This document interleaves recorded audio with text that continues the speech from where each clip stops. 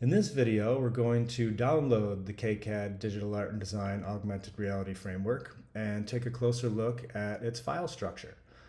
So web applications are built with a series of web-based files that are grouped into a directory, uploaded to a web host, and all served up working together to provide the application's functionality. So let's go ahead and download our web application folder and take a look. We can go up to our URL here that's hosting our live application, https://s166903.gridserver.com/ar-framework.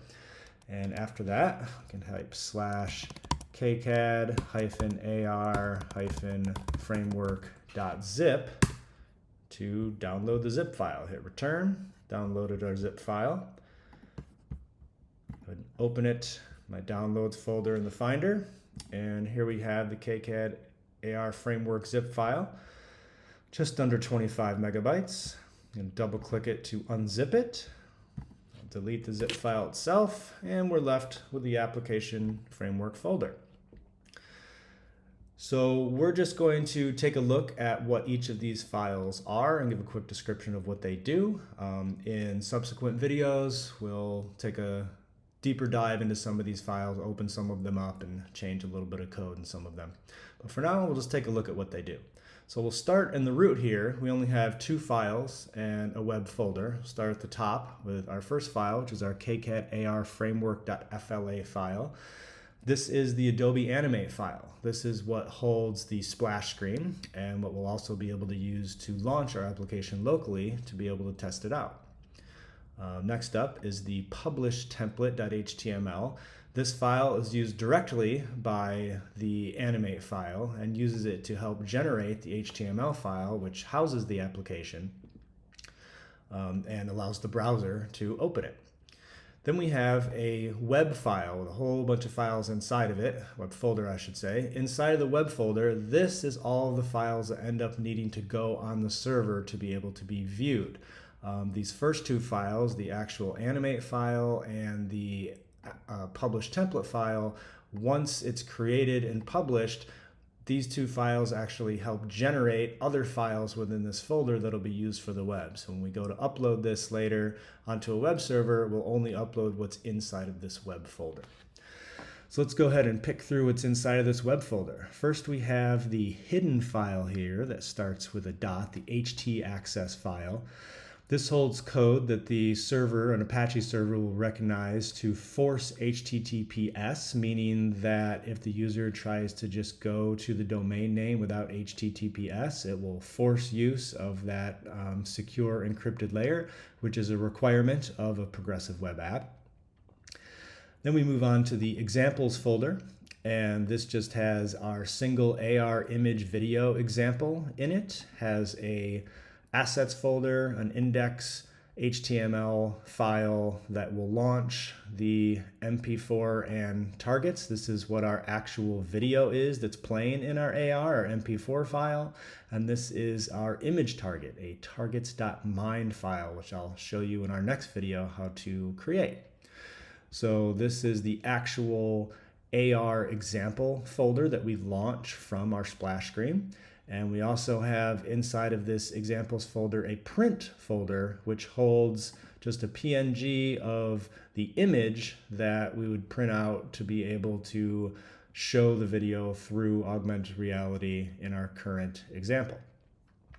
So outside of the examples folder, now we run into some icons. So we have these favicons _16, 32, and 96. Those just represent the size, 16 by 16 pixels, 32 square, 96 square.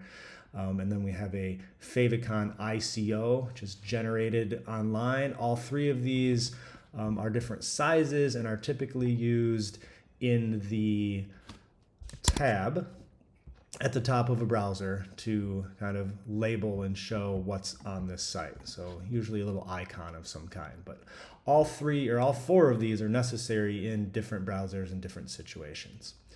And following along with the icons, we then have the icon folder, which has two different types of icons at several different sizes. We have just the regular icons and we have maskable. So the regular icons all have, if I go down to the 5.12 version, preview it here, and the regular icons are used primarily for iOS and Windows and other operating systems that are not Android and have this nice rounded corner to them. But Android requires that you provide what's called maskable icons, which have no corner effects because Android's devices allow you to kind of choose different corner effects that you may like it may look more like a raindrop or something like that. So they require these maskable ones. So there are several different, let's see how many there is. 1, 2, 3, 4, 5, 6, 7, 8, 9, 10 different icon sizes with 2 different kinds each for a total of 20 different icons that we'll put together, plus these 4 favicons. So there's really 24 different images we end up needing to represent the icon for the application. Next up, we have these images folder. Now this images folder has a couple of things that are automatically generated from the animate file. When the animate file is published, it will create this images folder. It will add this preloader GIF, which will show up if it needs any time to load. And then we have the Apple Touch icon, which is actually another icon image that we could actually call it our 25th one that Apple specifically uses when you add to the home screen. And that's just a copy at a specific size. I believe it's 180 by 180 that Apple requires for that.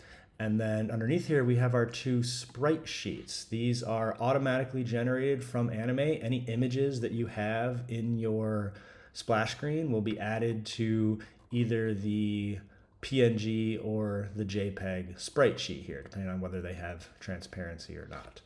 So all of these images in here, with the exception of the Apple Touch icon that you need to add manually, will be automatically created and added into this images folder when we publish.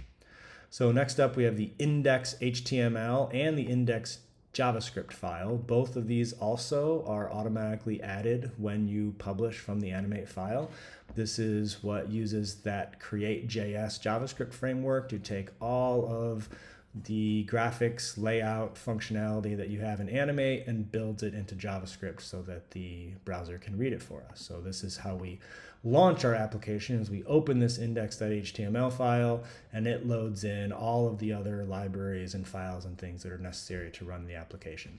So again, the images folder, index.html, and index.javascript are automatically created for you when you publish this Animate file. So then we have our libraries folder, and these are our individual JavaScript libraries that are used, that are pulled in from the index file that just have functionality necessary for our application. That's very common in web applications to pull in other JavaScript libraries, so you're not always creating everything from scratch and recreating the wheel. So we have our A-frame virtual reality based library, an A-frame extras library, which has a bunch of add-ons for that library. We have our create.js, which is used by Adobe Animate, 2 different Mind AR augmented reality image frameworks. We have the Mind AR framework itself, and then the Mind AR A-frame add-on framework. We have a platform framework, which helps us determine what device and browser and platform the application is running on, if we need any device-specific functionalities. And then we have Zim, which is that helper to create.js, which has a bunch of tools in it that are helpful for building applications. So we have these library files that are just JavaScript files. Again, they're just loaded in through the index. Next, we have a manifest file. This one we'll take a look at in a future video when we are laying out the web app parts, like the icon and the splash screen. We'll take a look at the manifest file. Some browsers read this file to help determine things like the icon sizes, the colors of the application, different things like that, that some browsers will read this manifest just to get an idea of what's in the application. Then we have a modules folder, and this actually holds the JavaScript that we write. We will be possibly editing a little of these. We may just be editing some of what's in the index HTML file, but these were written manually, and these are this app one is just initializing the application with some basic application functionality into it, and then the resize JavaScript file is what has the functionality to allow the app to be responsive to different screen sizes. Next, we have the service worker JavaScript file. A service worker is a major piece of functionality for any web app or progressive web app, and this holds information to help cache the files, help it work online, and there's a lot of different things that can be used with a web server. With a service worker, and a web server works as kind of like an interim between the front end and the back end, allows the front end application to have some pretty fine-grained control over some things that the browser is doing. And then finally, we have all the splash screens. Now, these are all for iOS. On Android, the splash screen is actually automatically generated. A splash screen is what shows up when you launch the application. There's a little time that it's loading. Instead of showing something, like a blank screen or a loading icon or something like that, apps show a splash screen. And on Android, it automatically creates the splash screen out of the icon and one of the colors in the manifest. But on iOS, it actually determines that a specific splash screen is needed. So in this case, Apple and iOS have a whole host of sizes for both portrait and landscape that it requires to be in an application in order to pull the right size of splash screen depending on the device that you're using. And in our case, we have a total of 32 different images that all just currently have a KCAD logo centered on them.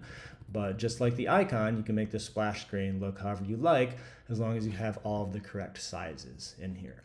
So that is all of the files that go together to make our application. We'll probably only make edits to a couple of them to work on this yourself. The animate file, certainly the index.html file, the icons and the splash screens, and everything else should just work, but we may make some other tweaks if we want to take a look at some advanced things or get under the hood a little bit more. So in the next video, we will take a look at beginning to get your assets ready and take a look at how to create a good image target.